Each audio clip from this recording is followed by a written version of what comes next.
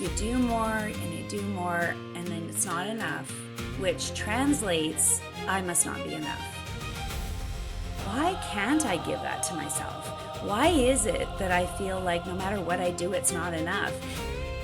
I just choose not to believe that anymore. I'm going to give myself permission to believe that I am enough. I don't have to prove anything.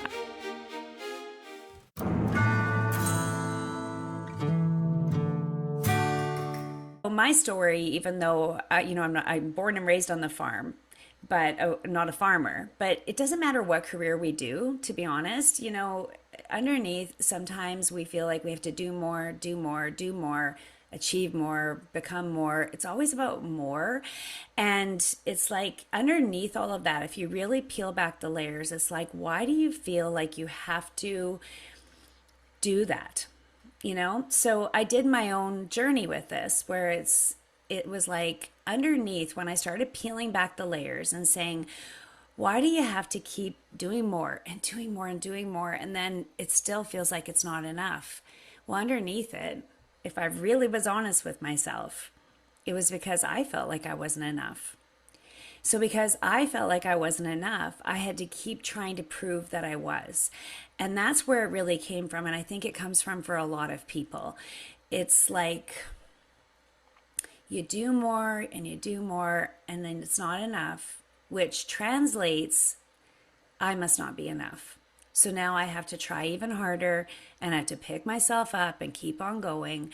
And the belief that we really need to examine around that is, why do I feel that way? And it was actually at Lead Conference. So I'm going to take you back to Lead Conference Canada 2023. When I was on the second day, I opened the conference with a conversation with Christina Kuzmich. Now, Christina Kuzmich is probably the most humble, massive internet sensation ever. She's got 1 billion plus YouTubers or YouTube views. Like, she is massive. And Christina had spoken the night before, and then the next morning, I knew people were going to want more from her, so I had planned for her to actually interview her the next morning. So I came out on the stage and I was like welcoming everybody, and then I welcomed Christina to the stage, and she came out and she waved at everybody, had fun with them, and then she looked at me on the stage and said, "Do you see what you've done here?" And I said, "Yeah, it's good, hey." Like, I just kind of minimized it and was like, "Yeah, it's good." And she said, "No, no, no. Do you see what you've done here?" And the way she said it kind of stopped me in my tracks. And I said, "Yeah, I guess it is great." And we sat down and I said to her, it's interesting because all weekend and all the time, people are always saying, "You've helped me so much. You've impacted my life. The people that I've coached, the people that I've spoken for, they thank me for that." But what I do is I minimize it. And it was on that stage with Christina looking me right in the eye, right there in front of everyone. I said, I feel like I was having a counseling session right there in front of everyone. Right. But it was right there that I had to really say to myself, why can't I give that to myself? Why is it that I feel like no matter what I do, it's not enough? And even when it's right there, the evidence is right there in front of me, I still feel like it's not enough. And that was the work for me. Since that conference, since that moment on that stage, I had to step away from that and really start examining the beliefs around, why do I feel that way about myself? Why do I feel like no matter what I do, it's never enough? And as I started working on that, I started peeling back the layers of where that even comes from.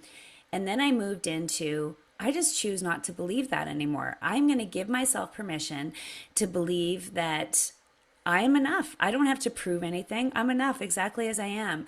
And I had to start really working on that. And that's actually been the journey.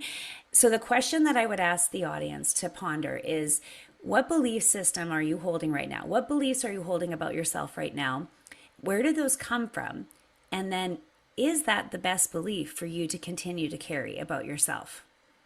Does everybody know that you can actually change your thoughts, that you Mm, could change your beliefs, and that really everything in your life is a product of that? You talked about it at the convergence stage, and I realized, at the end of my business, there's a reason it ended because my thoughts, had translated to my actions had translated to results, and it's actually a vicious chain. Now we're going in the other direction because you've had Yeah. an impact on my life. But Thanks. talk about that.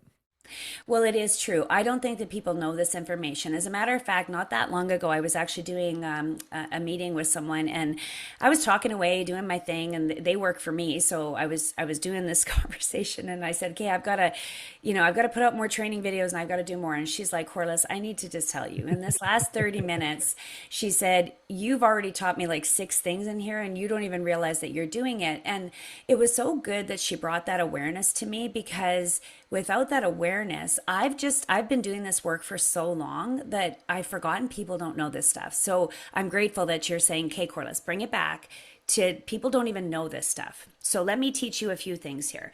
So the first one is that we all have thoughts, okay? So throughout the day, as a matter of fact, scientists have actually studied the brain, and we think 50 to 70,000 thoughts per day.